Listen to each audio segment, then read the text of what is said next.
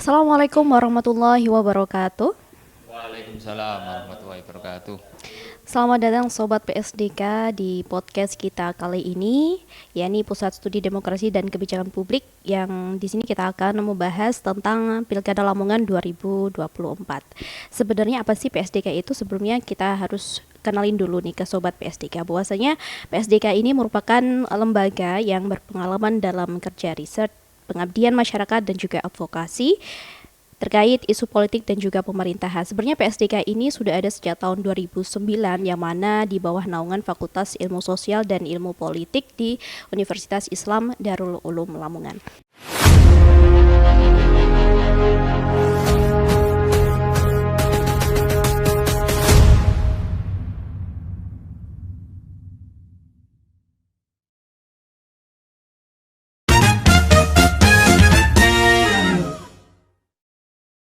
Nah, untuk pertemuan kita kali ini di sini kita akan ngobrol santai tapi penuh wawasan tentang Pilkada Lamongan 2024. Dan untuk kita bahas terutama bagi kalian nih, para pemilih muda dan pemilih pemula, karena hari ini kita ada dua narasumber yang akan memberikan kita insight mendalam tentang politik dan juga dinamika pilkada. Siapa itu? Yang pertama ada Bapak Ahmad Solikin. Assalamualaikum. Waalaikumsalam warahmatullahi wabarakatuh. Gimana kabarnya, Pak Alhamdulillah Solikin? baik Bu. Iya, Pak Solikin ini selain menjadi ahli kebijakan publik, selain itu juga sebagai ahli politik ekologi, beliau juga adalah seorang akademisi, kepala LPPM, dan juga dosen di Unisda. Nah, untuk narasumber selanjutnya ini ada Bapak Dr. Sauki Futaki. Selamat pagi Pak Sauki. Selamat pagi Bu Nina. Ya, Pak Sauki ini merupakan ahli politik multikultural, dan selain itu beliau juga seorang akademisi di Unisda, yakni dekan di Fakultas Agama Islam. Berarti kita ini dalam satu fakultas ya Pak, FAI. Nah, teman-teman semuanya atau Sobat PSDK dimanapun Anda berada, ini adalah kesempatan kalian untuk menggali wawasan, membagi ide kalian bersama kita. Kita ngobrol santai bersama tentang Pilkada Lamongan 2024.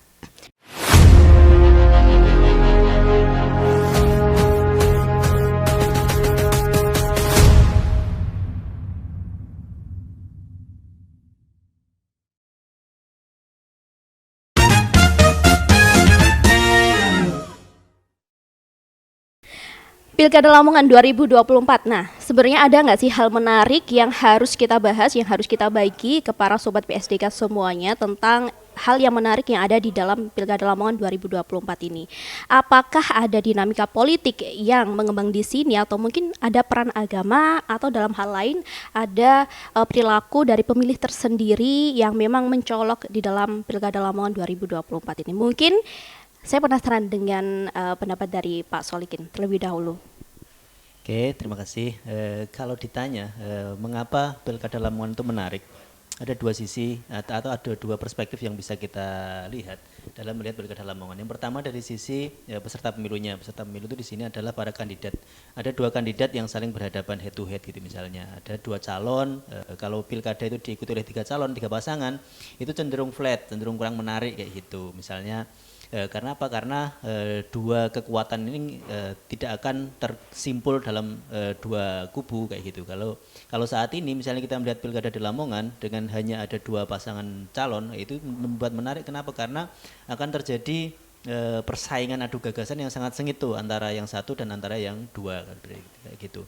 Itu dari sisi peserta pemilunya. Kemudian selain itu juga dua-duanya sama-sama orang lama tuh, orang yang sudah berkecimpung di Lamongan dalam waktu yang lama. Misalnya Pak Yes, dia Bupati 5 tahun, sebelumnya dia sebagai Sekda, kemudian Pak Gofur juga Ketua DPR kayak gitu. Dan pengalaman di dunia politik Lamongan sudah sangat lama kayak gitu. Selain itu mereka juga melibatkan para wakilnya itu di usia yang milenial atau usia muda kayak gitu. Jadi itu menarik. Kenapa? Karena ini bisa dipengaruhi oleh kontestasi di Pilpres kemarin, di mana Pak Prabowo menggandeng Mas Gibran kayak gitu misalnya. Kemudian itu ternyata efektif nih untuk menggait pemilih, sehingga Lamongan mencoba untuk menarik wakil muda ini untuk menjadi wakil mereka, dan dua-duanya terbukti memilih wakilnya itu dalam usia yang muda kayak gitu. Itu dari sisi pesertanya. Kemudian dari sisi pemilihnya, dari sisi pemilih sendiri itu juga menarik. Kenapa? Karena memang data dari DPT di Lamongan menunjukkan bahwa memang dari 1.035.000 sekian DPT di Lamongan itu menunjukkan bahwa memang umurnya itu berada di range umuran milenial sama umuran Gen Z. Itu menunjukkan apa? Menunjukkan bahwa memang ada tren baru ketika 5 tahun kemarin generasi ini belum memilih, kemudian tahun saat ini mereka memilih, itu akan ada sesuatu yang baru pastinya. Kenapa? Karena dengan pola pemilih yang baru, dengan peserta pemilih yang baru, ini akan menimbulkan strategi, menimbulkan perubahan dinamika politik yang menarik, dan kita tahu bahwa itu akan sangat dinamis. Kenapa? Karena pemilih pemula ini memiliki karakter-karakter yang baru kayak gitu dalam konteks politik saat ini. Mereka cenderung progresif, mereka cenderung suka isu-isu yang terkini, isu lingkungan, isu ekologi, itu menjadi concern mereka dalam menentukan 5 tahun ke depan Lamongan seperti apa gitu. Itu mungkin dari sisi itu yang bagi saya yang menarik Pilkada Lamongan ini. Baik, untuk Pak Saugi sendiri, dari komposisi antara dua paslon kita, muda, tua, dan juga peran agama di situ, dan dari masyarakat Lamongan yang memang ada komposisi milenial dan juga Gen Z, menurut Pak Saugi sendiri, apa yang menjadi pembeda politik di tahun ini dengan tahun yang kemarin? Oke, terima kasih. Mungkin saya melanjutkan dari apa yang disampaikan Pak Solikin tadi. Selain memang head to head, di pilkada kali ini memang dua-duanya itu figur yang memang selalu teratas di beberapa survei sebelumnya itu. Ketika penjaringan beberapa kandidat calon, memang dua tokoh ini memang berada di urutan teratas terus, gitu kan. Artinya head to head kali ini memang sangat sengit sekali. Dan itu yang membuat pilkada Lamongan itu sangat menarik dan sangat bisa dibilang tanda petik cukup panas ya dalam pertarungan kali ini. Beda dengan beberapa kabupaten yang lain, mungkin ada 2 calon, tetapi dua calon ini tidak berada di urutan teratas. Artinya ada semacam calon yang lain itu seperti agak dipaksakan gitu ya.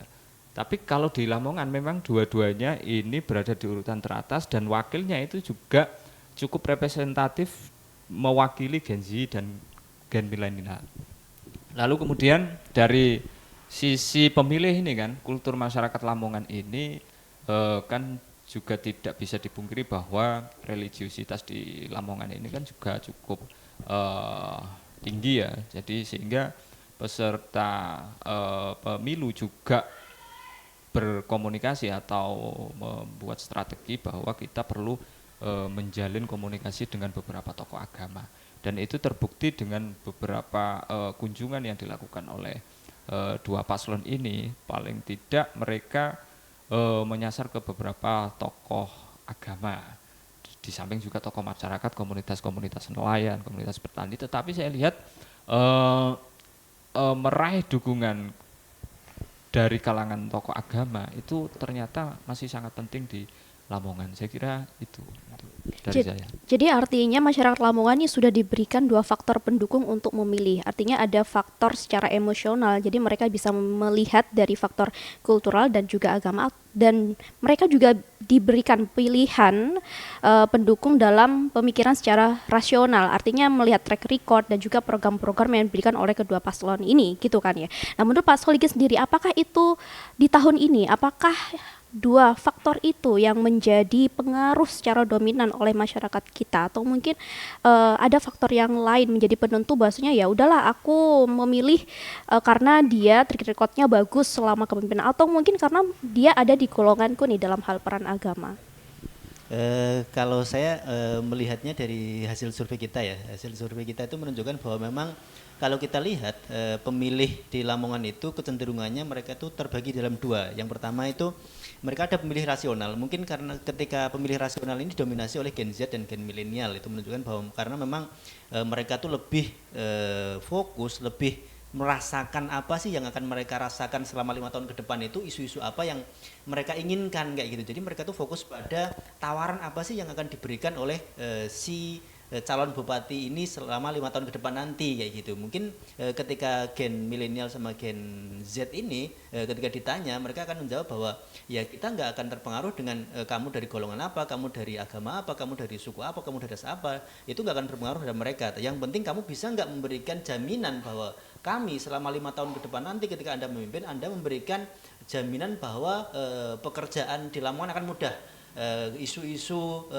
kemiskinan akan turun kayak gitu. Kemudian isu pertanian, isu pupuk, isu-isu itu menjadi sesuatu yang harus diselesaikan oleh pemerintah untuk mengatasi masalah-masalah yang dihadapi oleh gen milenial dan gen Z ini. Ini menunjukkan bahwa memang pemilih rasional itu mungkin didominasi oleh kelompok-kelompok di umur milenial sama gen Z. Kemudian isu agama, kalau isu agama mungkin nggak terlalu signifikan ya karena dua-duanya sama-sama Islam, kemudian dua-duanya tidak ada baik itu calon bupatinya atau wakil bupatinya sama-sama Muslim semua. Jadi kemudian kalau isu agama kan nggak bisa terlalu dimainkan dalam tanda kutip Lamongan. Kemudian turunannya agama apa? Ya mungkin ormas itu bisa menjadi salah satu isu yang ada kaitannya dengan agama. Seberapa kuat mereka mengklaim bahwa mereka didukung oleh salah satu ormas gitu misalnya, itu akan menjadi menarik tuh bagi mereka untuk mendulang suara yang selama ini dianggap bahwa misalnya Pak Yes dekat dengan salah satu ormas, kemudian Pak Gofur dengan satu ormas, itu menjadi sesuatu yang menarik dan itu bagi kalangan bawah itu akan menjadi sesuatu yang menyulut perilaku pemilih mereka akan tersulut oleh himbauan-himbauan dari tokoh-tokoh agama, tokoh-tokoh masyarakat, sehingga mereka akan memutuskan nanti akan milih siapa, itu menjadi sesuatu yang masih sangat dinamis di Kabupaten Lamongan ini. Sehingga kalau ditanya apakah rasional, apakah emosional, ya tergantung pada siapa nih kita bertanya. Misalnya di umur-umuran yang baby boomers, di umur-umuran yang Gen X itu mereka akan cenderung memilih berdasarkan isu apa yang mereka dalami, dan itu biasanya didominasi oleh pemilih ideologis kayak gitu. Kemudian Gen Z, Gen milenial, mereka akan cenderung pragmatis, cenderung apa yang kamu tawarkan ya itu akan menjadi concern Gen ini untuk memilih siapa yang akan dipilih dalam 27 November nanti gitu. Baik, menurut Pak Saugi sendiri, apakah mereka ini memang sudah berpikir bahwasanya ya memang aku harus melihat program yang harus dibawa oleh kedua paslon kita, atau mungkin pandangan mereka sudah bergeser ke arah pendekatan secara emosional? Bagaimana di sini peran agama untuk menanggapi hal tersebut? Oke, terima kasih. Saya membaca beberapa rilis survei, baik itu dari PSDK, terutama dari PSDK ya, maupun dari survei-survei yang lain. Ketika ditanya apa masalah utama yang menjadi concern warga Lamongan kira-kira gitu, itu justru yang menempati teratas yang pertama adalah masalah ekonomi, yang kedua adalah masalah infrastruktur, dan ini seringkali menjadi concern di beberapa konten di media sosial. Itu yang paling disasar itu masalah itu, sehingga ini juga perlu dijadikan program utama untuk ke calon-calon itu ketika memimpin Lamongan 5 tahun ke depan. Lalu kemudian terkait dengan hubungannya dengan agama dan politik, saya kira gini, agama sama umat beragama itu perlu juga dibedakan. Seringkali orang salah paham tentang agama ini jangan dimainkan. Memang betul, jadi agama itu kan kehendak Tuhan, sedangkan umat beragama ini punya kehendak sendiri. Nah, lalu kemudian politik, orang terjun di politik praktis itu meskipun dia beragama, tapi itu kehendaknya manusia itu. Jadi jangan diidentifikasi agama dan politik itu sama. Seperti yang dikatakan Nurholis Majid, seperti Islam, yes, partai Islam loh saya kira. Dan itu hubungannya cukup jelas. Kalau kita terjun di politik itu kehendak manusia itu. Jadi kita nggak bisa diidentifikasi itu adalah urusan agama. Tetapi umat beragama ini kan punya turunannya, punya afiliasi sosial keagamaan. Nah, itu mungkin yang menjadi perhatian kita ketika memotret Pilkada Lamongan. Dua-duanya mendekati dua ormas besar, ormas Nahdlatul Ulama dengan ormas sosial keagamaan Muhammadiyah, dan mereka juga mendekati mereka untuk sama-sama juga mengklaim terkait dengan suara yang akan diberikan kepada salah satu paslon gitu. Saya kira itu. Ya, memang kita tahu bahwasanya agama ini sering menjadi perbincangan atau elemen yang sering diperbincangkan di dalam politik. Sebenarnya agama ini memiliki dampak yang sangat signifikan dampak positif atau mungkin menjadi sebuah tantangan tersendiri dalam sebuah politik? Bagaimana Pak Solikin menanggapinya? Kalau berbicara masalah agama dan politik itu sebenarnya setiap orang tuh pasti memiliki preferensi politik sendiri-sendiri ya. Jadi kalau kita klasifikasikan ada pemilih sosiologis, pemilih ideologis, ada pemilih rasional, itu menunjukkan bahwa memang sejak era teori politik itu dikeluarkan memang ada klasifikasi bahwa pemilih-pemilih itu sudah diklasifikasikan sesuai dengan kemampuan mereka untuk memilih kayak gitu. Jadi agama mungkin menjadi salah satu preferensi. Hasil rilis kita itu menunjukkan bahwa memang salah satu yang tertinggi ketika ditanya siapa yang mempengaruhi Anda dalam memilih pilihan bupati dan wakil bupati, mereka mengatakan bahwa kita menunggu himbauan dari salah satu tokoh yang menurut mereka itu baik itu tokoh masyarakat, baik itu tokoh agama, itu sangat berpengaruh terhadap mereka. Jadi ada warga di Lamongan itu yang menunggu-nunggu tuh petuah atau himbauan dari tokoh masyarakat dan tokoh agama. Ini menunjukkan bahwa memang di situ peran agama itu menjadi penting, peran ormas itu menjadi penting dalam menentukan siapa yang akan dipilih dia dalam pilkada di 2024 ini. Yang menjadi penting adalah ketika agama ini tidak dijadikan sebagai alat untuk mendulang suara kayak gitu. Ketika elit ini mampu menahan dirinya, tidak membawa agama, tidak membawa ormas ini diklaim sebagai miliknya, hanya miliknya, diklaim sebagai milik dia. Itu juga bisa dilakukan. Kenapa? Karena memang ormas ini kan bukan entitas yang tunggal. Pasti mereka itu memiliki anggota dan anggota itu memiliki pilihan politik yang berbeda-beda sesuai dengan preferensi mereka masing-masing, sesuai dengan kepentingan mereka masing-masing kayak gitu. Jadi menurut saya ormas atau organisasi sosial keagamaan itu yang akan menjadi tempat bertarung kedua calon ini, tapi kemudian siapa yang berhasil untuk mendekat dengan masing-masing konstituen ini yang akan memenangkan kontestasi ini. Kemudian ya disitulah letak di mana peran agama itu seperti dua sisi mata pisau, bisa menjadi buruk ketika itu digunakan oleh elit untuk mendulang suara tanpa memperhatikan kemaslahatan, tapi kemudian itu bisa menjadi bermaslahat, bisa menjadi menarik ketika itu digunakan untuk benar-benar untuk umat kayak gitu, itu bahasanya. Jadi itu mungkin poin saya berkaitan dengan hubungan antara agama dan politik gitu. Lamongan ini kan memang dikenal sebagai memiliki desa Pancasila ya, berbagai macam agama ada di Lamongan. Apakah itu juga termasuk dalam pembahasan kita? Maksudnya apakah mereka memiliki suara yang kuat juga untuk pemilih di Lamongan? Bagaimana? Kalau berkaitan dengan desa Pancasila itu, saya juga pernah riset ya, desa Pancasila itu kan di Balun, Kecamatan Turi, itu juga menarik sebagai, dan itu menjadi role model ya, bahkan kita itu mengatakan bahwa itu adalah salah satu warisan multikultural yang sangat menarik dari sisi politik, dari sisi agama. Itu mungkin Pak Sauki nanti bisa menjelaskan lebih dalam berkaitan dengan bagaimana desa di Balun ini, mengapa kok isu di Indonesia yang cenderung agama itu dimainkan dalam politik, tapi masih ada satu desa yang mereka bisa rukun, mereka bisa saling menghargai, saling menghormati walaupun di situ tuh banyak agama yang berbeda di situ. Dan itu mungkin ketika itu berhasil tidak terjadi gejolak, itu mungkin bisa diangkat ke media-media yang besar bahwa ini loh role model sebuah desa dan tidak terpengaruh oleh bagaimana infiltrasi politik, infiltrasi kepentingan, tetapi mereka itu mampu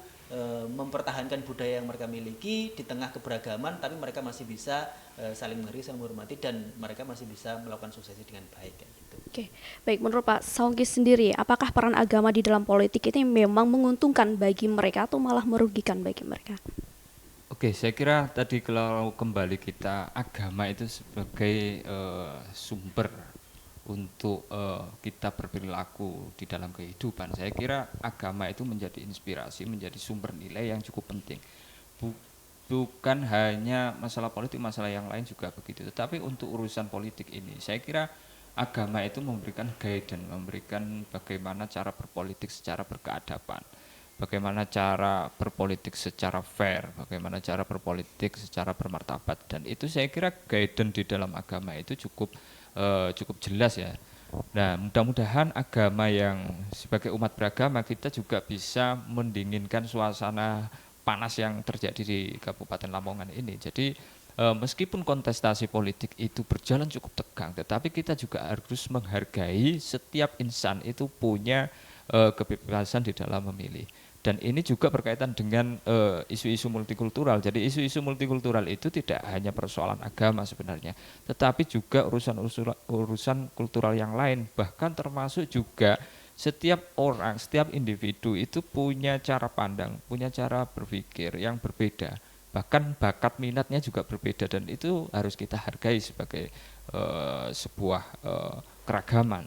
Dan kita untungnya di bangsa Indonesia itu kita memilih Bhinneka Tunggal Ika, bukan melting pot ya. Kalau melting pot itu beberapa keragaman itu dijadikan satu. Tetapi kalau di Indonesia setiap entitas, setiap individu atau mungkin setiap komunitas itu masih menunjukkan karakteristik masing-masing. Seperti yang dikatakan tadi di Desa Balun. Jadi setiap komunitas ini berjalan sesuai dengan karakteristik komunitasnya tanpa harus menyatukan menjadi satu, kemudian karakteristik masing-masing komunitas itu hilang. Tidak seperti itu. Nah, di Indonesia ini menggunakan salad bowl seperti mangkok salad. Jadi setiap entitas atau setiap individu masih tampak karakteristiknya, tapi dia dibungkus dalam satu kesatuan NKRI lah, kira-kira begitu. Nah, itu saya kira di Lamongan itu sudah cukup selesai ya untuk masalah itu, terkait dengan adat istiadat, terkait dengan basis kultural di masing-masing desa, itu masih tampak dengan karakteristik masing-masing, dan itu harus kita rawat. Syukur-syukur menjadi salah satu modal atau kekuatan di dalam merayakan demokrasi politik di Pilkada Lamongan kali ini. Meskipun banyak variasi perbedaan, tetapi kita tetap, Lamongan itu adalah merupakan persaudaraan yang harus kita ikat bersama-sama. Saya kira itu. Baik, berbicara lagi soal pemilih di Lamongan nih, mungkin dari golongan milenial dan juga golongan Z, di sini apakah mereka memang memperhatikan atau mempertimbangkan program-program yang telah disampaikan oleh kedua paslon kita, dan dari mana, sudut pandang mana mereka itu bisa menilai bahwasanya oh ini karakterku, oh ini juga tidak. Dari mana mereka bisa memandang hal tersebut kalau memang dilihat dari program yang mereka janjikan? Kalau ditanya bagaimana gen milenial ini memaknai atau menentukan pilihannya dari program kerja, sebenarnya ketika pasangan calon itu mendaftar ke KPU itu mereka udah menyantumkan atau mensetorkan visi misi mereka selama 5 tahun ke depan itu mereka mau ngapain nih terkait dengan Lamongan. Jadi ya saya kira Gen Z, gen milenial saat ini udah mulai melek dengan teknologi ya. Mereka udah mulai sadar bahwa penting untuk melihat track record rekam jejak dari masing-masing pasangan calon ini. Bagaimana apa yang sudah dilakukan mereka selama mereka menjadi pejabat publik ya, itu sangat mudah sekali untuk kita lihat ya di berbagai media. Kemudian selanjutnya adalah gen ini kan gen atau pemilih pemula ini kan mereka itu kebanyakan mereka itu menggunakan media sosial tuh. Kemudian dari situ kemudian pertarungan itu akan menjadi menarik di media sosial. Kemudian dari survei kita menunjukkan bahwa memang pemilih di Lamongan ini sangat preferensi memilihnya itu sangat dipengaruhi dari seberapa sering mereka tuh mengakses media sosial. Kemudian media sosialnya kita tanya lagi apa yang digunakan, Facebook, kemudian TikTok, kemudian Instagram, itu menjadi preferensi politik mereka untuk menentukan nih siapa yang akan dipilih mereka dalam 5 tahun ke depan. Ini menunjukkan bahwa memang peran media sosial itu menjadi sangat penting untuk mendominasi wacana yang ada di Lamongan. Bahkan misalnya Gen X atau baby boomer pun mereka tuh semuanya pengguna Facebook. Jadi media sosial itu menjadi salah satu kekuatan penting yang harus dikuasai oleh pasangan calon ini ketika mereka ingin memenangkan kontestasi pada Pilkada 2024 di Lamongan ini kayak gitu. Mungkin itu dulu. Iya. Jadi begini, program yang diberikan oleh kedua paslon kita itu sebenarnya bisa kita ucapkan atau bisa kita lihat sebagai janji-janji ya. Jadi setiap orang yang ingin mendaftarkan sebagai pemimpin dalam suatu kota atau suatu kabupaten, di situ pasti mereka memiliki program yang harus mereka jalankan dalam waktu 5 tahun. Apakah itu memang sudah tepat sasaran atau yakin bahwasanya ya aku milih dia karena programnya seperti ini? Karena kan tidak semua paslon itu bisa mendekat atau langsung aktif berbaur kepada masyarakat. mereka dengan kecewa hal itu seperti apa? Tapi kan justru itu yang nampak saat ini, Bu. Misalnya kedua pasangan calon ini mendekat ke pemilih-pemilih yang door to door gitu, misalnya mereka turun ke pasar, mereka turun ke mall-mall, mereka turun ke titik-titik tertentu, titik-titik kumpul masyarakat, kemudian mereka mensosialisasikan tuh program mereka selama 5 tahun ke depan itu apa yang akan mereka lakukan, apakah berkelanjutan, apakah kita bikin sesuatu program yang baru. Tentu bagi seorang incumbent pasti akan mengatakan bahwa saya akan melanjutkan apa yang sudah saya lakukan selama 5 tahun ke depan. Mereka pasti akan menunjukkan kampanye yang positif. Kampanye positif itu apa? Mereka menunjukkan keberhasilan nih. Saya udah berhasil membangun Lamongan dengan data ini. Ya, itu pasti yang akan narasi yang akan dikembangkan oleh seorang incumbent. Beda lagi dengan misalnya narasi yang dikembangkan oleh teman-teman yang ada di kubu sebelah, yang bukan kubu penantang lah, bukan kubu incumbent. Pasti mereka akan lebih agresif tuh, mereka lebih progresif. Misalnya mereka akan lebih menunjukkan kampanye yang negatif. Kampanye negatif itu gimana? Ya menunjukkan bahwa memang selama 5 tahun ke depan pembangunan itu masih kurang di sisi ini nih.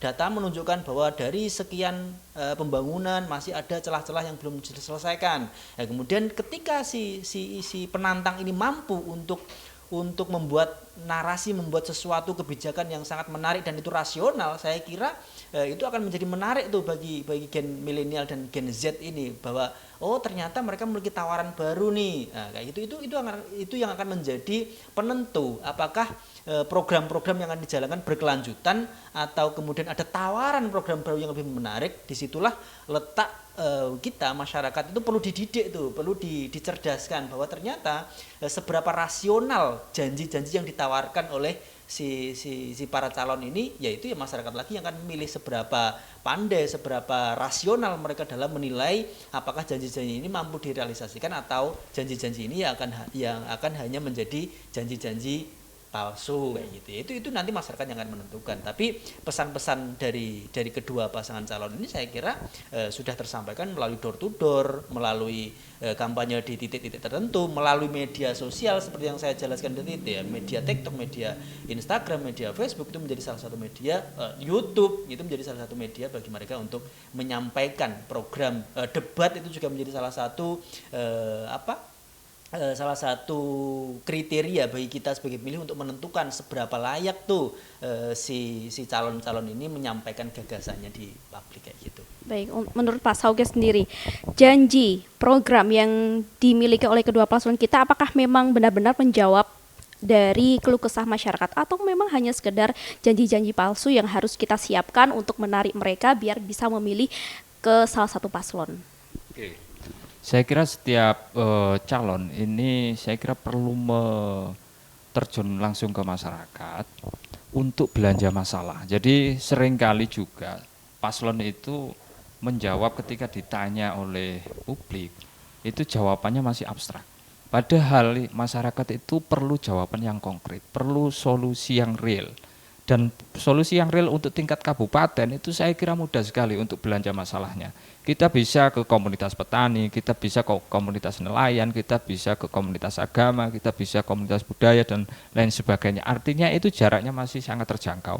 Dan itu untuk belanja masalah, kita mengidentifikasi masalah itu sebenarnya cukup mudah. Nah, ketika masalahnya sudah ketemu, tinggal solusi yang ditawarkan seperti apa. Dan itu saya kira tidak terlalu sulit untuk tingkat kabupaten ya. Beda dengan tingkat yang lebih jauh, dengan jarak yang cukup jauh, saya kira agak lebih sulit. Tetapi kalau untuk tingkat kabupaten, sebenarnya kita identifikasi masalah itu nggak terlalu sulit amat.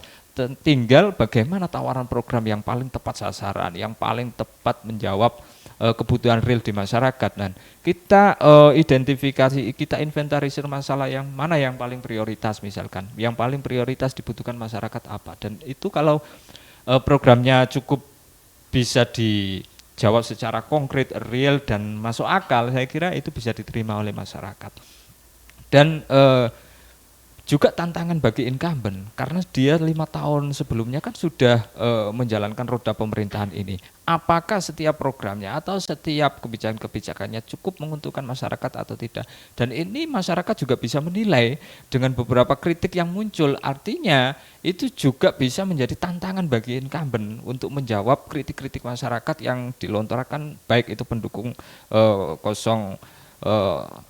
maupun mereka yang apatis terhadap politik di Lamongan, dan itu menjadi tantangan bagi incumbent untuk menjawab kritik-kritik itu karena mereka sudah menjalani 5 tahun menjalankan roda pemerintahan. Ketika masyarakat tidak puas, pasti dia akan menaruh pilihannya bukan kepada 01, 02 tetapi 01. Nah, ini yang menjadi tantangan bagi incumbent. Beda kalau penantang itu kalau mengkritik itu bisa macam-macam karena bisa mengevaluasi roda pemerintahan 5 tahun belakang, dan kalau bisa menawarkan program yang lebih bagus itu akan cukup menjadi kekuatan bagi kubu penantang. Saya kira itu.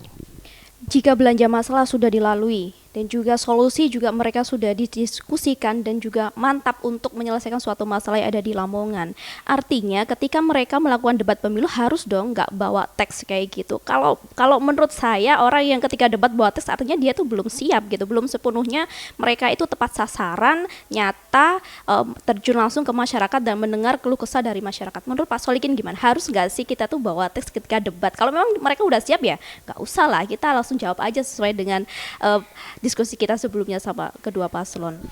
Kalau komentar saya secara substansi aja ya, maksudku baik itu mau teks mau enggak teks, selama itu tidak melanggar apa yang sudah disepakati dengan KPU dan itu sudah disepakati oleh tim ses, selama itu tidak melanggar aturan yang mereka buat nggak ada masalah. Maksudku saya lebih fokus pada substansinya apa sih, tawaran gagasan mereka itu apa, entah kamu dapat data itu dari mana, seberapa valid data yang kamu tunjukkan. Misalnya ngomong nih, kemiskinan di Lamongan turun dari segini-segini, kemiskinan di Lamongan naik dari segini-segini, data mereka valid enggak? Nah, itu yang menjadi concern saya untuk melihat proses debat yang berlangsung, karena debat itu bisa bermutu ketika itu menggunakan data dan fakta, bukan asumsi-asumsi belaka sesuai dengan apa yang mereka dengar, apa yang mereka lihat. Nah, itu akan menjadi suatu kekuatan bagi seorang calon untuk menyampaikan seberapa real mereka itu turun ke bawah, seberapa real mereka melihat permasalahan yang ada di masyarakat. Itu akan kelihatan kok dalam proses mereka menyampaikan apa yang mau mereka sampaikan dalam sebuah debat. Jadi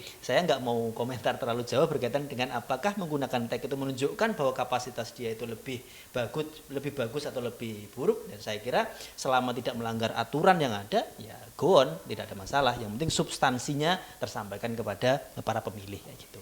Jika tidak melanggar aturan, oke lah nggak apa-apa. Kalau menurut Pak Sauki sendiri bagaimana pendapatnya? Kalau pakai tag saya kira penting juga, karena apa? Biar tidak asal ngomong. Artinya itu sudah terkonsep, di data-datanya sudah tersusun rapi.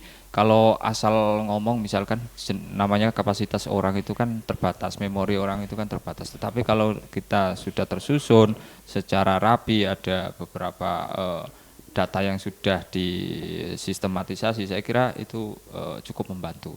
Kalau tidak tanpa teks saya kira nanti sulit untuk mengingat-ingat tentang data misalkan, tentang masalah-masalah. Artinya itu belum ada kesiapan secara matang. Kalau sudah disiapkan dengan beberapa mungkin juga timnya untuk mensistematisasi, untuk menginventarisir masalah dan itu dicatat secara rapi, saya kira penting juga. Jadi dalam pilkada, debat itu sangat berpengaruh sekali ya bagi seluruh masyarakat yang menonton. Tapi sebenarnya apa sih yang mereka cari seutuhnya selain kita melihat dari sudut pandang organisasi, sudut pandang agama, atau mungkin sudut pandang yang lainnya? Sebenarnya apa yang mereka harapkan untuk Lamongan ke depan? Apakah mereka itu tertarik dengan paslon yang dengan latar belakang dia itu sudah memiliki bisnis, atau mungkin dia yang memang memiliki pengalaman yang luar biasa untuk ke depannya bagaimana? Kalau dari hasil rilis kita menunjukkan bahwa memang ada banyak faktor ya yang menentukan bagaimana masyarakat Lamongan dalam menentukan pemilihnya. Salah satunya kecakapan dalam memimpin, salah satunya berpendidikan, salah satunya tokoh muda itu juga muncul dalam range yang tinggi, itu salah satunya. Kemudian dari kalangan pesantren itu ternyata juga menunjukkan angka yang tinggi. Kemudian kalau kita lihat dari pasangan calon yang ada, itu kan pengalaman, dua-duanya berpengalaman lah ya, dua-duanya udah melalang buana dalam politik di Lamongan, udah lama kayak gitu. Kemudian muda, wakilnya muda semua. Kemudian yang dari kalangan pesantren nih yang mau mereka tambal, sehingga sekarang ini kita lihat bahwa kedua pasangan ini bersafari tuh ke tokoh-tokoh agama dalam tanda kutip untuk menutup apa? Untuk menutup hasil survei yang menunjukkan bahwa memang pemilih di Lamongan ini preferensi politiknya itu berdasarkan apakah dia itu dari pesantren atau enggak kayak gitu. Itu ternyata juga berpengaruh terhadap bagaimana cara mereka berkampanye kayak gitu. Kemudian mereka secara struktural mendekat ke NU, mendekat ke Muhammadiyah, dua-duanya ya. Kemudian secara kultural mereka juga mencoba mendekati tokoh-tokoh yang secara kultural memiliki jamaah yang banyak kayak gitu. Sehingga itu menjadi menarik untuk kita lihat bagaimana mereka mencoba untuk menutup lubang yang tidak mereka miliki. Misalnya 3 terbesar itu kan berpengalaman, muda, dari pesantren kayak gitu. Dan pengusaha itu angkanya agak di bawah tuh. Jadi kemudian menjadi menarik tuh. Kemudian ketika untuk menutup apa nih celah yang tidak bisa kita sediakan dari pasangan masing-masing nih ya dari kalangan pesantren, sehingga mereka tuh saling klaim, saling mendatangi tokoh-tokoh ini. Disitulah mungkin menjadi menarik kayak itu, apakah mereka itu terpengaruh enggak oleh strategi-strategi yang mereka gunakan untuk menggait mendulang suara dari mereka kayak gitu. Jika pesantren ini ada di nomor urutan pertama ya? Enggak, pesantren itu ada di urutan nomor 3. Pertama jadi itu berpendidikan, kedua itu dari tokoh muda, kemudian yang ketiga itu dari kalangan pesantren. Dari kalangan pesantren. Kalau menurut Pak Sauki sendiri, bagaimana apa yang mereka cari, terutama bagi pemilih muda dan pemilih pemula nih, yang hanya melihat dari debat publik, dan sebenarnya apa yang mereka harapkan dari pimpinan di Lamongan untuk 5 tahun ke depan? Saya kira banyak orang berharap Lamongan ini semakin maju. Banyak orang berharap Lamongan ini kenapa kok tertinggal dengan beberapa kabupaten di sampingnya itu kan. Jadi perlu ada cara-cara memajukan Lamongan ini secara out of the box lah kira-kira gitu. Jadi harus ada terobosan, transformasi yang untuk percepatan pembangunan di Lamongan. Dan saya kira pergerakan pembangunan di Lamongan itu kenaikannya itu tidak terlalu melompat itu, sehingga kita masih tertinggal baik itu dengan masalah ekonomi maupun dari segi infrastruktur jalan. Memang APD kita itu kan masih rendah ya, tapi memang harus ada terobosan, dan terobosan itu harus berani dilakukan oleh pemimpin ke depan. Dan saya juga berharap bahwa pemimpin ke depan itu punya skill atau skill kepemimpinan yang berani untuk melangkah yang tidak biasa-biasa saja. Kalau dengan pengalaman birokrasi sudah dijalankan, saya kira birokrasi-birokrasi yang cukup menghambat bagi inovasi kreativitas untuk di dalam membangun Lamongan ini perlu disederhanakan, perlu dipercepat prosesnya, bagaimana birokrasi itu bisa mendukung langkah-langkah percepatan pembangunan di Lamongan. Saya kira itu penting. Mereka kalau sudah berpengalaman di birokrasi, kenapa birokrasi di Lamongan tidak begitu cepat di dalam respon keluh kesah masyarakat, analisis kebutuhan masyarakat, dan mempercepat pembangunan di Lamongan. Dan saya kira ke depan harus ada kemampuan yang out of the box lah, kira-kira begitu. Kira-kira apa ini Pak yang kemampuan yang out of the box? Out of the box itu artinya ketika mereka sudah tahu bagaimana selama ini birokrasi di Lamongan, bagaimana selama ini roda pemerintah di Lamongan, itu ketika mereka sudah tahu dan tahu kekurangannya, artinya itu harus bisa melompat, gitu kan. Harus punya trik strategi yang tidak biasa. Kalau itu bisa berarti bisa, kalau enggak ya sama saja. Artinya mereka kedua paslon ini harus benar-benar menguasai regional Lamongan nih atas segala apapun masalah. Kalau mereka kan dua kandidat ini kan tahu, ya, mereka sudah berkecimpung lama. Nah, tinggal mereka punya itikat yang nekat lah kira-kira begitu, yang berani. Nah, penting juga kepala daerah itu berani berbuat sesuatu, berani untuk melakukan perubahan. Kadang-kadang orang itu sukanya main aman ya, atau cari aman, suka berada di zona nyaman. Nah, ketika kenikmatan fasilitas itu dipenuhi, mereka dapat keuntungan pribadi, keuntungan kelompoknya, itu mereka sudah nyaman. Tetapi ketika mau melakukan lompatan-lompatan, artinya dia tidak berada di zona nyaman, artinya mereka mau melakukan perubahan yang signifikan. Nah, itu perlu lompatan-lompatan, dan itu yang kita harapkan oleh warga Lamongan. Dan mudah-mudahan untuk periode kedua mereka bisa merefleksi itu. Dari beberapa belanja masalah dengan ketertinggalan Kabupaten Lamongan, perlu ada lompatan-lompatan. Biar kita bisa bersaing, meskipun kita tidak punya sumber daya alam yang melimpah, tapi ada terobosan-terobosan kreativitas, inovasi-inovasi, baik itu di bidang pariwisata, baik di bidang yang lain, itu bisa kita angkat menjadi satu modal untuk membangun kota Lamongan yang lebih maju. Saya kira itu. Baik. Pemilu bukan hanya sekedar untuk memilih, tetapi juga cerminan dari harapan masyarakat untuk 5 tahun ke depan. Jadi di sini apa sebenarnya peran yang bisa dilakukan seluruh masyarakat, terutama milenial dan juga Gen Z, untuk bisa mensukseskan pilkada atau demokrasi ini dengan bersih, adil, dan juga sesuai demokrasi. Menurut Pak Solikin bagaimana?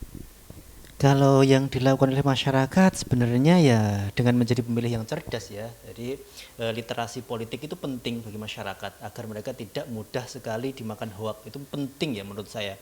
Karena dengan sekarang rilis terbaru dari WA Sosial itu menunjukkan bahwa memang masyarakat Gen Z sama Gen milenial ini menggunakan waktunya dalam satu hari itu 3 jam itu mereka digunakan untuk scroll apa, scroll TikTok, scroll media sosial, itu digunakan dari 24 jam yang ada itu mereka 3 jam itu digunakan hanya untuk scroll media sosial. Bukan selain itu udah tidak dihitung lagi ya. Jadi ini menunjukkan bahwa memang media sosial ini menjadi salah satu yang penting untuk menjadi wadah mencerdaskan kehidupan masyarakat, mencerdaskan pemilih ini agar cerdas. Itu salah satunya dengan cara menguasai media sosial dengan konten-konten yang tidak mengarah kepada sesuatu yang negatif kayak itu, atau yang hitam kayak itu, black campaign kayak gitu. Jadi dengan mengisi media sosial ini dengan konten-konten yang negatif seperti diskusi kita saat ini menurut saya salah satu cara kita, cara kontribusi dari kampus untuk mencoba mengisi diskusi-diskusi ruang-ruang publik ini dengan sesuatu yang bisa mencerdaskan masyarakat. Memilih itu ya harus kamu pikirkan matang-matang, karena kamu kalau salah memilih tahun ini, kamu harus berdampak selama 5 tahun ke depan tuh kamu akan mendapatkan resiko dari apa yang kamu pilih sekarang ini. Dengan kemampuan seperti itu, dengan logika seperti itu, maka masyarakat akan berhati-hati dalam memilih.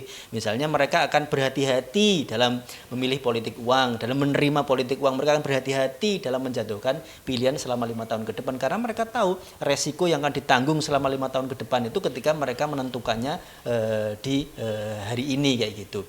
Dan itu menurut saya menjadi salah satu yang penting untuk kita perhatikan dalam hal mencerdaskan kehidupan bangsa, karena sebenarnya peran partai politik itu penting ya dalam mencerdaskan pendidikan politik. Kan sebenarnya tujuan berdirinya partai politik kan sebenarnya untuk salah satu tugasnya adalah memberikan pendidikan politik kepada masyarakat. Tapi banyak APBD kita, APBN kita itu digunakan untuk membiayai partai politik dalam melakukan pendidikan politik, tapi itu ternyata kurang maksimal atau bahkan kita katakan nihil gitu. Misalnya masyarakat selama ini masih disambangi partai politik itu di waktu-waktu menjelang pemilu saja kayak gitu. Dan tugasnya siapa sekarang? Ya tugasnya kampus, tugasnya ormas untuk memberikan pendidikan politik kepada masyarakat ini. Dan itu sebenarnya tugas mulia, tapi yang mendapatkan dana siapa, yang melaksanakan pendidikan siapa, dan itulah yang paling penting dalam mengisi atau dalam mencerdaskan masyarakat itu salah satunya adalah dengan cara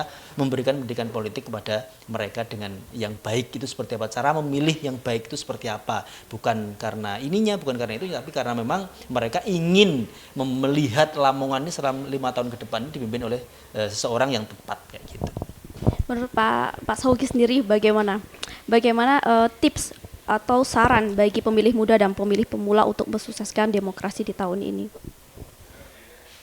Demokrasi jangan seolah-olah ya. Jadi demokrasi harus betul-betul dijalankan secara substansial, secara matang. Saya kira kedewasaan berpolitik semakin hari semakin baik, saya kira gitu.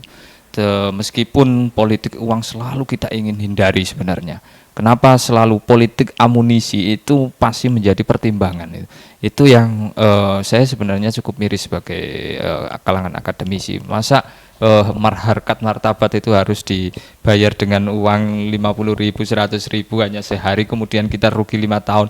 Dan karena itu kenapa, terutama di kalangan bawah masyarakat kalangan bawah ya. Jadi mereka menganggap bahwa kalaupun toh mereka menjadi bupati, kita juga tidak merasakan dampak apa-apa. Bupati ini sopoe podo ae kan.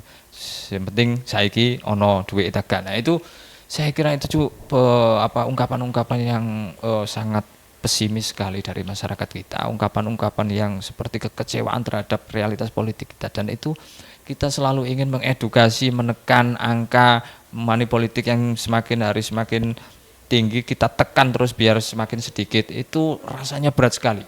Dan itu PR kita bersama, terutama kalangan akademis, kalangan yang berpendidikan, bahwa jangan menjual harkat martabat dikasih uang 50. Saya secara pribadi ketika ada orang yang ngasih 50, 100.000 untuk memilih Kalau 1 harga juta diri, bagaimana Bapak? meskipun 1 M itu loh, saya harga diri itu waduh 5 tahun ke depan dipertaruhkan, Bu. dipertaruhkan. Nah, artinya coba ada incumbent, ada pendatang baru. Silakan masyarakat memilih secara rasional, artinya mereka sudah bisa mengevaluasi 5 tahun sebelumnya oleh kepemimpinan incumbent. Mereka juga bisa mengevaluasi figur penantang. Apakah bisa memimpin Lamongan ke depan atau bisa memberikan solusi yang lebih baik, itu mereka seharusnya sudah punya kalkulasi atau sudah punya pertimbangan. Dan itu saya harapkan kalkulasi itu cukup matang, cukup dewasa, cukup rasional lah, kira-kira gitu.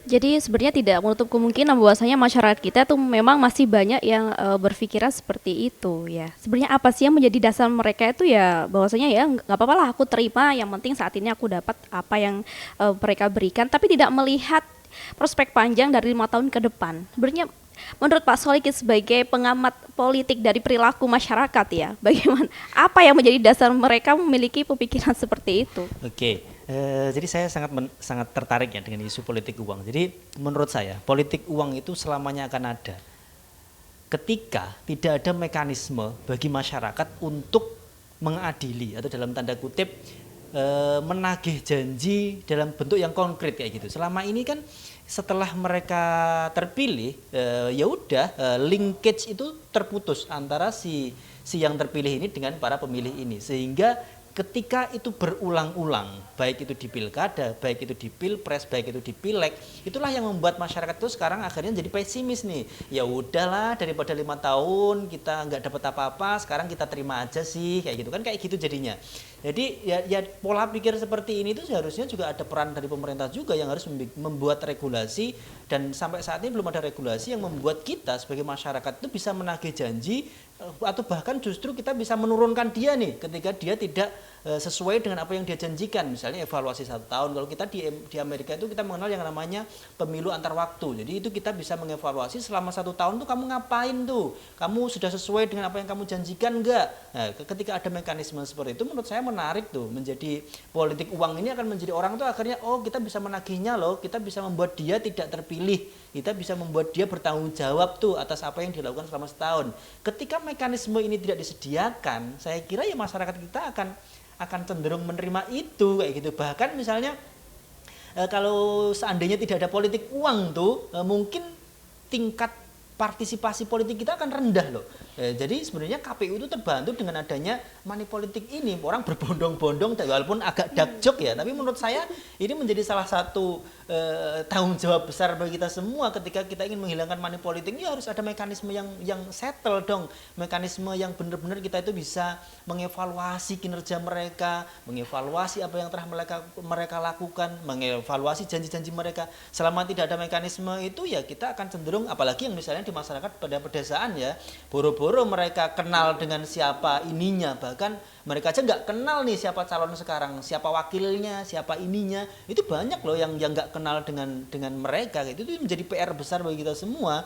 Jadi menurut saya kenapa politik uang ini tetap ada, ya karena memang belum ada mekanisme itu. Kalau menurut saya, kalau selama mekanisme itu nanti sudah dibikinkan yang bagus, bagaimana kita mengevaluasi, bagaimana kita bisa melihat kinerja mereka, bahkan kita bisa membuat mereka turun dari situ untuk kita lakukan pemilihan ulang, itu akan menjadi menurunkan tingkat money politik ini. Selain karena misalnya seruan-seruan dari Pak Kiai gitu misalnya, bahwa politik uang itu adalah dosa, baik yang mengasih, baik yang dikasih itu dosa. Jadi mungkin itu nanti akan ditambahkan oleh Pak Saugi. Tapi dari dalam konteks politik saat ini memang money politik akan selalu menjadi sesuatu yang menarik. Bahkan itu tadi dampak-dampak positifnya seperti saya sebutkan tadi, bahwa ya daripada 5 tahun nggak dapat apa-apa nih, ya udah nih kita terima aja sih kayak gitu. Walaupun belum tentu juga ya, surveinya Burhanuddin Muhtadi itu menunjukkan bahwa memang seberapa besar uang yang akan diberikan itu akan berpengaruh terhadap perilaku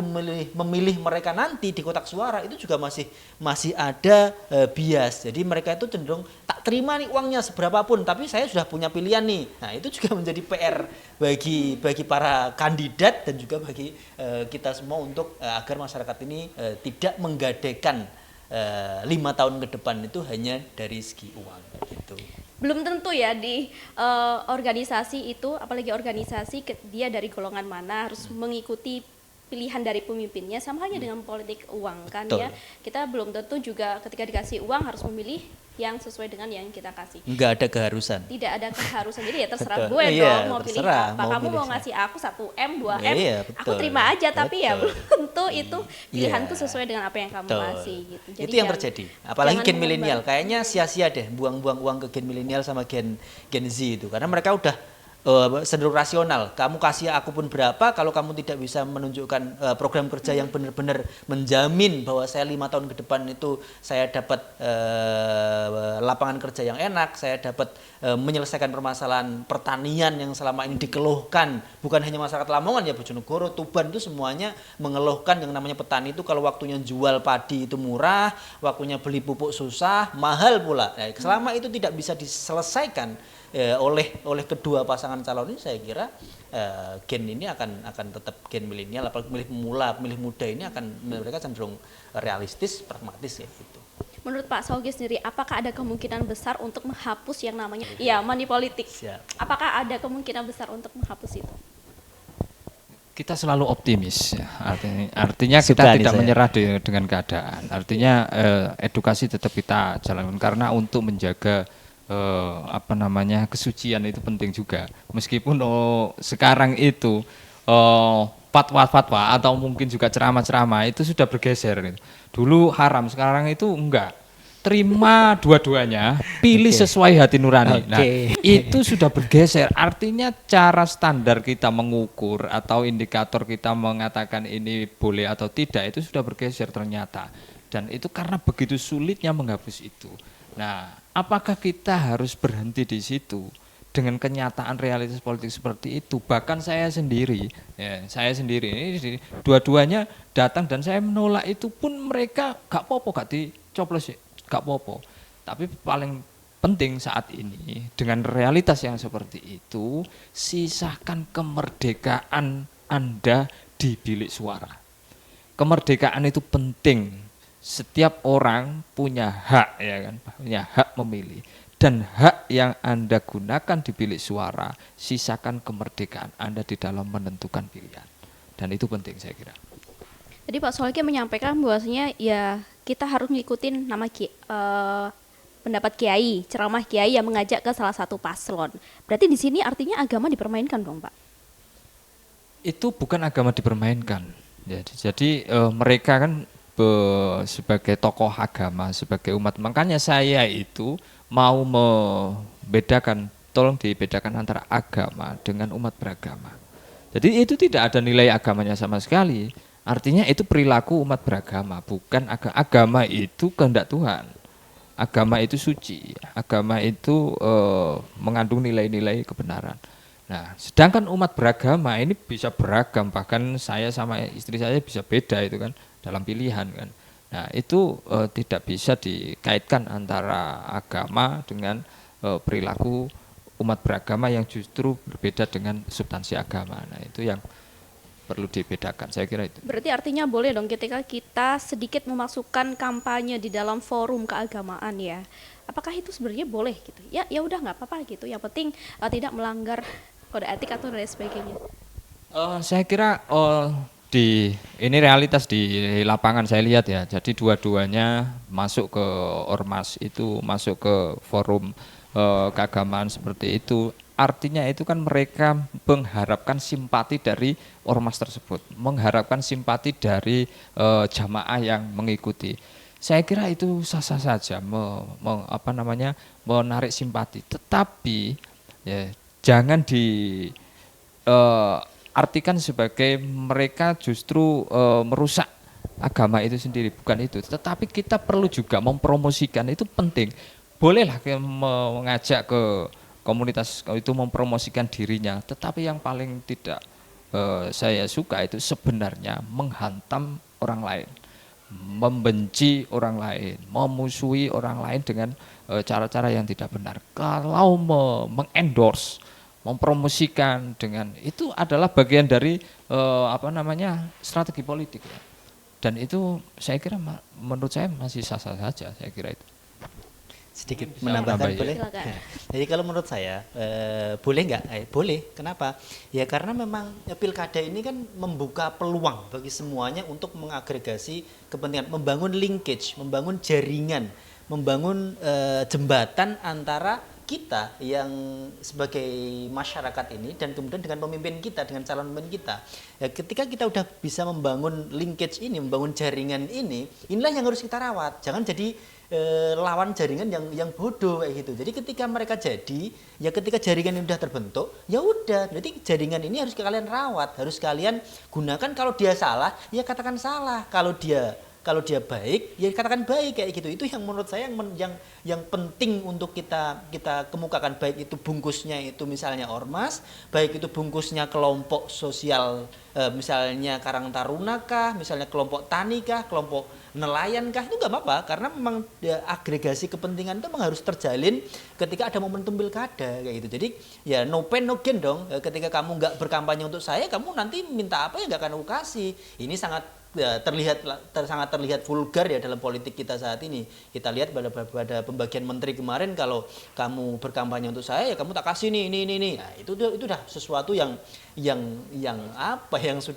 sudah biasa dalam politik. Kalau kamu nggak mau berdarah-darah untuk saya, ya jangan harap dong kamu nanti dapat something from saya ketika saya nanti jadi kayak gitu. Itu emang politik saat ini mengarahnya ke situ. Jadi menurut saya ya nggak ada masalah. Ya ormas, ya malah justru menurut saya yang paling penting ya membangun jaringan. Baik itu ormasmu di mana, baik di NU, Muhammadiyah atau yang lain, itu bangun jaringan dengan kedua kandidat ini yang menurut mereka mampu membawa Lamongan 5 tahun menjadi Lamongan yang lebih baik. Saya kira nggak masalah, tetapi jadi pemilihlah yang baik, jadi pemilihlah yang bijak. Ketika jadi, ya jangan membabi buta mendukung mereka setiap bicara mereka, baik itu jelek, buruk, ya pokoknya dia pilihan saya, baik semua. Nah, itu yang perlu kita kasih batasan, perlu kita kasih pendidikan politik bahwa ternyata ketika mendukung boleh-boleh saja, tapi kalau salah, kalau buruk ya dikritik dong, jangan dipuja-puja terus kayak gitu. Jadi itulah yang paling penting dalam konteks pilkada di Lamongan ini menurut saya. Baik, terakhir, jadi sebenarnya apa yang menjadi penentu kemenangan dari kedua paslon kita saat ini? Mungkin mulai dari Pak Salki terlebih dahulu. Yang menentukan kalau bagi incumbent, dia harus bisa menegaskan bahwa 5 tahun sebelumnya itu mereka sudah mencapai keberhasilan dengan sekian persen dan akan dilanjutkan sekian persen. Tetapi bagi penantang yang bisa namanya penantang, dia belum 5 tahun sebelumnya belum jadi bupati, maka dia harus bisa menunjukkan solusi yang konkret yang bisa menjawab tantangan di Lamongan dan bisa mengkritik, mengevaluasi periode sebelumnya bupati incumbent. Ketika dia bisa menunjukkan kebijakan yang kurang tepat dan dia bisa memberikan solusi yang lebih konkret, lebih real, maka dia akan kemungkinan menangnya cukup tinggi. Begitu juga sebaliknya, kalau incumbent tidak bisa menunjukkan, tidak bisa menawarkan, melanjutkan dengan beberapa yang belum selesai, misalkan dia mungkin orang akan berpikir berbeda. Saya kira itu. Menurut Pak Sol, bagaimana? Apa yang menjadi penentu pemenangan paslon kita tahun jadi ini? Ini kayaknya key faktor yang bisa membuat pasangan Yes Dirham menang gitu ya. Mungkin saya akan melihatnya dari 4 hal. Yang pertama, apa sih faktor kunci yang membuat Pak Yes ini akan menang? Yang pertama yaitu soliditas partai. Kenapa saya bilang soliditas partai? Karena memang kita lihat bahwa pengusung Pak Yes itu banyak partai. Ada lebih dari 10 partai yang mendukung Pak Yes ini dalam kontestasi ini. Tapi kita juga harus melihat bahwa sekarang ini dalam dunia politik terjadi yang namanya split ticketing voting. Jadi ada ketidaksinkronan antara suara partai dengan suara calon yang didukungnya. Misalnya ambil contoh PDI Perjuangan kemarin suaranya 20% lebih gitu. Tapi kenapa pasangan Ganjar Mahfud ini suaranya cuma 16% kayak gitu. Itu kan menunjukkan bahwa memang ada ketidaksinkronan antara suara partai politik yang mendukung dengan suara calon yang didukung. Nah, kemudian kita berkaca dari itu, kemudian kita harus menyatakan bahwa Pak Yes Dirham, pasangan Yes Dirham ini ketika tidak mampu mensolidkan partai-partai yang dalam jumlah yang sangat besar, jumlah besar tentu konfliknya juga nggak kecil kan, itu pasti. Ketika itu nggak bisa disolidkan untuk mencapai satu tujuan yang pasti, ini bisa menjadi bumerang bagi pasangan ini. Kemudian makanya saya bilang tadi, ketika pasangan Yes Dirham ini mampu untuk mensolidkan partai pendukungnya, itu yang akan menjadi faktor penentu Pak Yes bisa memenangkan kontestasi dalam kepemimpinan ke depan pilkada di tahun 2024 ini. Kemudian yang kedua, dari sisi rekam jejaknya udah pasti kan, karena dia 5 tahun memimpin, sehingga ketika dia mampu menunjukkan rekam jejak dia secara kreatif, secara nyata, itu akan menjadi peluang juga bagi dia untuk menang, karena dia keuntungan incumbent selalu dia bisa menggunakan resource yang dia miliki, menggunakan kemampuan yang dia miliki, menggunakan rekam jejak yang dia miliki untuk bisa mempengaruhi masyarakat. Kemudian yang selanjutnya adalah kampanye yang efektif. Kampanye efektif itu apa? Ya dengan menggunakan data-data yang dia punya, rekam jejak dia dengan hasil-hasil 5 tahun yang ia capai, itu akan menjadi sesuatu nilai jual bagi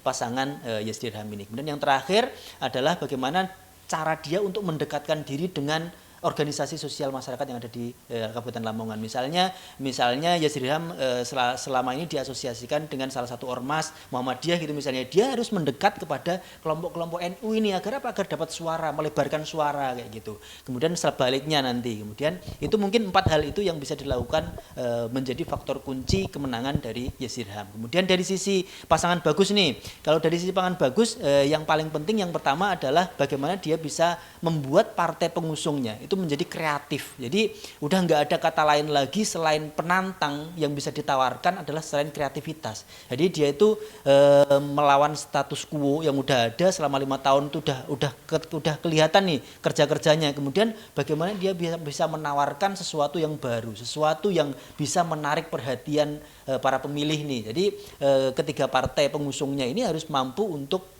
selain solid, mereka harus kreatif nih untuk menawarkan something yang baru nih buat para pemilih ini. Kemudian yang kedua, kampanye yang agresif. Saya pikir tidak ada pilihan bagi seorang penantang selain mereka itu agresif. Agresif itu apa? Ya kampanye negatif dengan menunjukkan bahwa ini nih kurangnya. Nah, kemudian selain itu juga mereka harus ngasih solusi dong. Jadi selama 5 tahun nanti ketika saya terpilih, saya punya program ini nih. Karena apa? Karena generasi milenial dan generasi muda ini mereka cenderung melihat seberapa realistis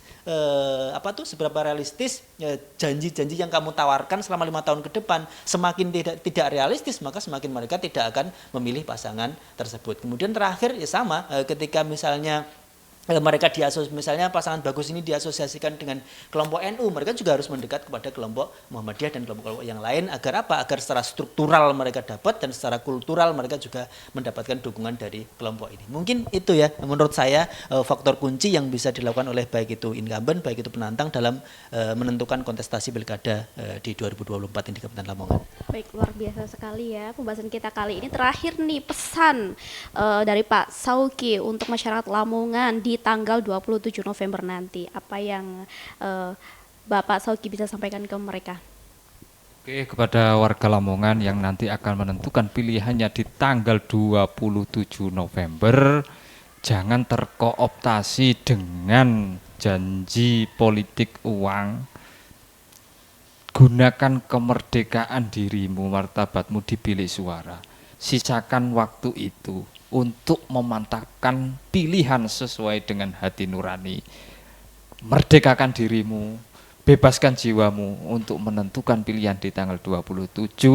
Jangan sia-siakan waktu itu, bilik suara itu kecil, waktunya cuma singkat, jadi jangan buang kemerdekaanmu di dalam menentukan pilihan. Selamat bagi warga Lamongan yang akan menentukan pilihan di tanggal 27 November nanti. Terima kasih. Pak Sol sendiri, apa pesan untuk masyarakat Lamongan tanggal 27 November nanti? Oke, masih ada waktu saya kira untuk belajar, untuk menjadi pemilih yang cerdas. Jangan jadi pemilih yang bodoh. Harus menggunakan waktu yang ada ini untuk melihat seberapa realistis janji kampanye mereka, seberapa bisa make sense dengan kebutuhan masyarakat Lamongan ke depan. Jadilah pemilih yang cerdas, jadi pemilih yang kritis, jadi pemilih yang kreatif kayak gitu, jadi pemilih yang sangat berwawasan kayak gitu. Jadi jangan mudah sekali untuk menerima kampanye negatif, kampanye hitam yaitu black campaign kayak gitu. Itu jangan mudah sekali untuk menerima itu.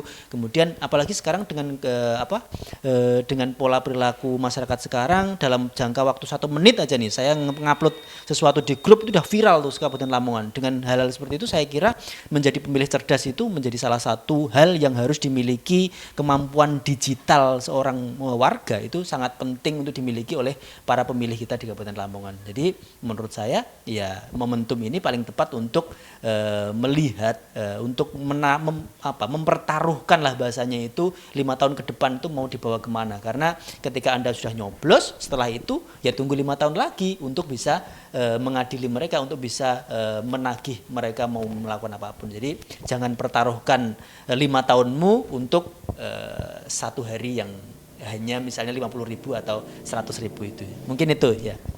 Baik, bagi masyarakat Lamongan jangan hanya datang ke TPS tapi pastikan juga suara kita dapat mengubah Lamongan menjadi lebih baik, karena pengaruh suara kita, argumen dan ide kita baik di dunia kita ataupun di dunia maya ini sangat berpengaruh kita untuk melihat masa depan Lamongan yang lebih luar biasa. Oke, lebih mantap. Luar biasa dan lebih mantap. Nah, mungkin itu saja yang bisa kita diskusikan pada kesempatan kali ini. Mungkin nanti ada episode selanjutnya terkait hasil pilkada dan lain sebagainya, atau mungkin permasalahan yang ada di Lamongan. Jangan lupa saksikan kami terus di episode berikutnya. Dan saya Dina Rohmatul Fazia, saya mohon maaf dan saya akhiri. Assalamualaikum warahmatullahi wabarakatuh. Waalaikumsalam warahmatullahi wabarakatuh.